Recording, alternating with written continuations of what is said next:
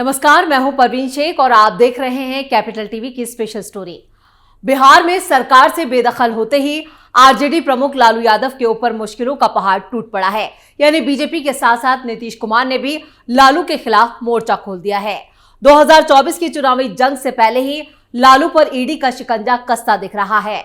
19 जनवरी को लालू ईडी के समन पर पेश हुए। जमीन के बदले रेलवे में नौकरी के घोटाले को लेकर ईडी ने लालू से पूछताछ की। बिहार में सियासी हलचल के एक निर्णायक मोड़ के बाद अब निगाहें लालू परिवार और ईडी पर लगी है। लालू यादव से पटना में ईडी के जोनल दफ्तर में पूछताछ की गई। ये मामला जमीन के बदले नौकरी में घोटाले का है। लालू प्रसाद यादव की गाड़ी को ईडी के कैंपस में एंट्री तक नहीं दी गई। आखिरकार आधे घंटे तक ईडी के दफ्तर के गेट पर गाड़ी में बैठकर इंतजार करने के बाद लालू यादव को गाड़ी से उतरकर पैदल ही कैंपस में प्रवेश करना पड़ा। इस बीच ईडी दफ्तर के बाहर हजारों कार्यकर्ताओं का हुजूम उमड़ पड़ा।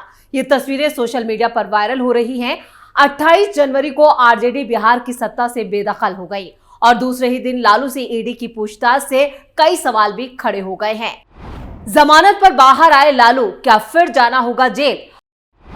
2024 चुनाव तक क्या जेल में ही रहेंगे लालू प्रसाद यादव? लालू परिवार को लेकर क्या होगा नीतीश का एक्शन प्लान? 75 साल के लालू के बाद क्या तेजस्वी यादव की भी हो सकती है गिरफ्तारी? अगर लालू जेल जाते हैं तो क्या होगी तेजस्वी की रणनीति? जब ईडी दफ्तर में लालू से पूछताछ हो रही थी तो उनकी बेटी मीसा भारती ने कहा कि केंद्रीय एजेंसियां मेरे पूरे परिवार को परेशान कर रही हैं। अब तो सिर्फ मेरे बच्चों का नाम आना ही बाकी रह गया है। आपको बता दें कि लालू के साथ जा रही मीसा भारती को ईडी ने दफ्तर से बाहर निकाल दिया।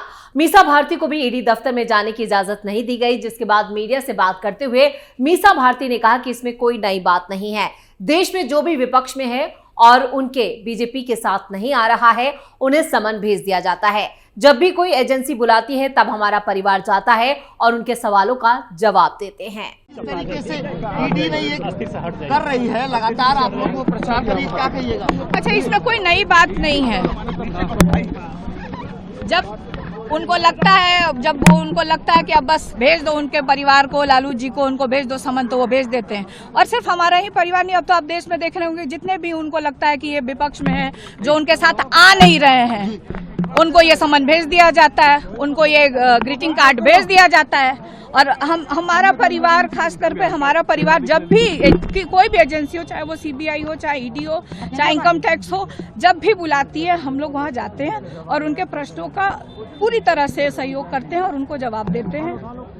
वैसे मीसा भारती की ये बौखलाहट बता रही है कि वो जिस तरह से यहाँ पर ईडी ने लालू से पूछताछ की है, तो ऐसे में यहाँ पर वो मुश्किलों में घिरी हुई हैं और यही बौखलाहट उनके इस बयान में भी साफ दिखाई दे रही है।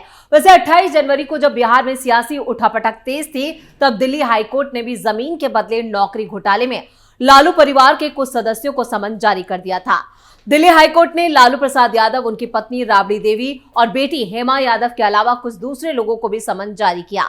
समन में कहा गया है कि वो कोर्ट के समन के अगले महीने यानी 9 फरवरी को मौजूद रहे। कोर्ट में पेश होने के लिए कहा गया है और बिहार के पूर्व मुख्यमंत्री और आरजेडी अध्यक्ष लालू प्रसाद यादव ईडी कार्यालय पहुंचने के बाद यहाँ पर अगर कहें, जिस तरह से यहाँ पर 29 जनवरी को आरजेडी कार्यकर्ता ईडी दफ्तर के बाहर मौजूद थे, ऐसे में आशंका थी कहीं बवाल ना हो जाए और केंद्र सरकार के खिलाफ प्रदर्शन करते भी ये कार्यकर्ता नजर आए। आपको भी दिखाते हैं आरजेडी कार्यकर्ताओं के बवाल की ये तस्वीरें।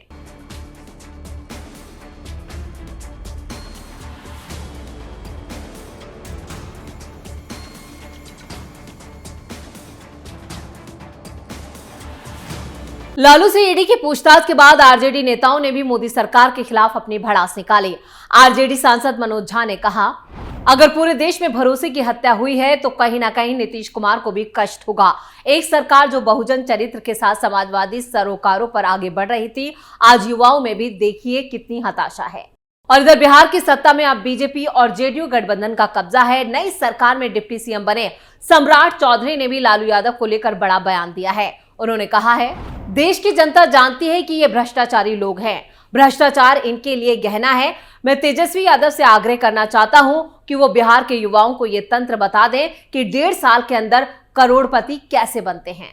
तो सम्राट चौधरी ने यहाँ पर लालू परिवार और तेजस्वी यादव को यहाँ पर उन पर तंज कसा है और सीधी सीधी चुनौती दी है और उन्होंने साफ कहा है कि लालू परिवार यहाँ पर जो पूरा परिवार है वो भ्रष्टाचार में लिप्त है और अब उसकी सजा यहाँ पर लालू परिवार को मिलेगी।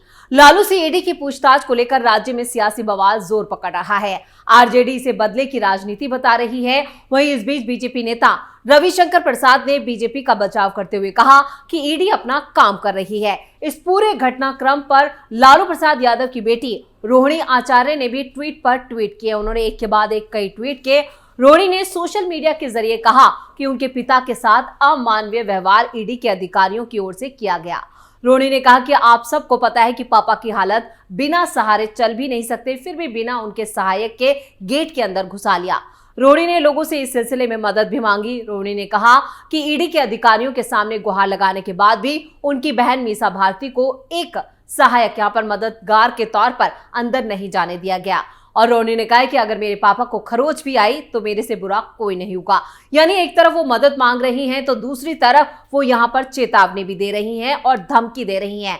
धमकी भरे लफ्जों में उन्होंने कई यहाँ पर जो नोट हैं वो यहाँ पर साझा किए हैं एक्स पर। एक बार फिर उनके हम आपको बताएंगे कि उन्होंने किस तरह से यहाँ पर ईडी और लोगों को धमकी दी है। खासतौर से वो यहाँ पर मोदी सरकार को चुनौती देती हुई नजर आ रही हैं। उन्होंने लिखा है, inhuman behaviour by ED officer, shame on you and your आका। सबको पता है पापा की हालत बिना सहारे चल नहीं सकते, फिर भी बिना उनके सहायक के गेट के अंदर घुसा लिया। रिक्वेस्ट करने के बाद भी नहीं जाने दिया मीसा दी या उनके एक सहायक को। प्लीज आप लोग मेरी मदद करें। इसके बाद रोहिणी आचार्य ने एक और पोस्ट साझा की जिसमें उन्होंने लिखा है, अगर मेरे पापा को खरोच आई तो मेरे से बुरा कोई नहीं होगा, मार्क माई वर्ड्स। रोहिणी यही नहीं रुकी, उन्होंने आगे एक और ट्वीट किया और उन्होंने आगे लिखा है, सबको मालूम है पापा की क्या हालत है, बिना मदद के चल नहीं सकते, फिर भी कितना गिरोगे गिदड़ों। ये गुदड़ी का लाल लालू है, शेर अकेला है, कमजोर नहीं। मेरे पापा को आज कुछ हुआ तो इसका जिम्मेदार गिरगिट के साथ साथ सीबीआई, ईडी और इनके मालिक होंगे। जी हाँ, यह है रोहिणी आचार्य की भाषा। जिस तरह से यहाँ पर वो धमकी दे रही हैं, चुनौती दे रही हैं, साफ कह रही हैं कि मेरे पिता को अगर कुछ हुआ तो बवाल होगा। यानी यहाँ पर जो आरजेडी के कार्यकर्ता नेता ईडी दफ्तर के बाहर जमा हुए थे, उनका भी यहाँ पर मंसूबा यही था कि वो यहाँ पर हल्ला बोल करेंगे। लेकिन यहाँ पर जो सिक्योरिटी थी, जो सुरक्षा के इंतजामात किए गए थे, उसके बाद यहाँ पर आरजेडी नेता और कार्यकर्ता बेबस नजर आए। रोहिणी आचार्य के तेवर बता रहे हैं कि वो लालू से ईडी की पूछताछ से खासी नाराज हैं और बार बार इसके लिए वो नीतीश और बीजेपी को जिम्मेदार मान रही हैं। लगातार नीतीश को निशाने पर ले रही हैं। आपको बता दें, जैसे ही 28 जनवरी की सुबह नीतीश ने इस्तीफा दिया था, उस वक्त भी रोहिणी आचार्य ने एक्स पर पोस्ट साझा की थी जिसमें उन्होंने नीतीश कुमार को कूड़ा बताया था। उनके इस ट्वीट की खूब चर्चा हुई थी। सोशल मीडिया पर भी उनका ये ट्वीट देखते ही देखते वायरल हो गया था। चलिए आपको बताते हैं कि उन्होंने नीतीश कुमार को लेकर किस तरह की असभ्य भाषा का इस्तेमाल किया था और क्या कुछ लिखा था। उन्होंने लिखा था, कूड़ा गया फिर से कूड़ेदानी में, कूड़ा मंडली को बदबूदार कूड़ा मुबारक। नीतीश कुमार के आरजेडी का साथ छोड़ने के बाद तेजस्वी यादव ने भले ही नीतीश कुमार पर कोई तीखा बयान ना दिया हो, लेकिन लालू परिवार की बेटी रोहिणी आचार्य लगातार उन पर बयान दे रही हैं। वो इशारों में नीतीश कुमार को गिरगिट से लेकर कूड़ा तक कह चुकी हैं। महागठबंधन से अलग होने से पहले नीतीश कुमार ने एक सभा में परिवारवाद पर कटाक्ष किया था। उस दिन भी रोहिणी आचार्य ने सोशल मीडिया पर एक के बाद एक 3 पोस्ट कर नीतीश कुमार पर जवाबी हमला बोला था। हालांकि रोहिणी ने ये पोस्ट कुछ ही घंटों में डिलीट कर दिए थे। रोहिणी सोशल मीडिया पर काफी एक्टिव रहती हैं और विदेश में रहकर भी बिहार की राजनीति पर लगातार प्रतिक्रिया देती रहती हैं। अब ईडी की लालू से पूछताछ पर भी रोहिणी काफी आक्रामक हैं। वैसे इस वक्त नीतीश कुमार तमाम विपक्षी नेताओं के निशाने पर हैं। ऐसा लगता है कि पूरे विपक्ष ने उनके खिलाफ मोर्चा खोल दिया है। कांग्रेस ने एनडीए में वापसी करने को लेकर यहां पर बिहार के मुख्यमंत्री नीतीश कुमार पर 29 जनवरी को एक बार फिर से निशाना साधा और कहा कि वो रंग बदलने में गिरगिट को कड़ी टक्कर दे सकते हैं। पार्टी के महासचिव जयराम रमेश ने ये कटाक्ष भी किया कि अब आया कुमार गया कुमार हो गया है। नीतीश कुमार ने रविवार को बिहार के मुख्यमंत्री पद से इस्तीफा दिया और फिर भारतीय जनता पार्टी के सहयोग से एक बार फिर मुख्यमंत्री पद की शपथ ली। उन्होंने 9वीं बार बिहार के मुख्यमंत्री पद की शपथ ली है। जयराम रमेश ने इसी को लेकर एक्स पर पोस्ट किया और लिखा है, गिरगिट को भी करनी पड़ी नए रंग की खोज, ये शूरवीर बदलते हैं इतने रंग रूस। तो यहाँ पर कांग्रेस से लेकर जो तमाम विपक्षी दल हैं वो सभी यहाँ पर नीतीश कुमार पर लगातार हमला बोल रहे हैं। वहीं भारत जोड़ो न्याय यात्रा के दौरान पश्चिम बंगाल के उत्तरी दिनाजपुर में मीडिया से बात करते हुए जयराम रमेश ने कहा कि मैं क्या कह सकता हूं, मैंने कल कहा था आया कुमार गया कुमार। नीतीश कुमार गिरगिट को कड़ी टक्कर देते हैं। कांग्रेस नेता ने कहा कि कुमार ने इंडिया गठबंधन की बैठकों में हिस्सा लिया, लेकिन उन्होंने ऐसा कोई संकेत नहीं दिया था कि वो विपक्ष को धोखा देने जा रहे हैं।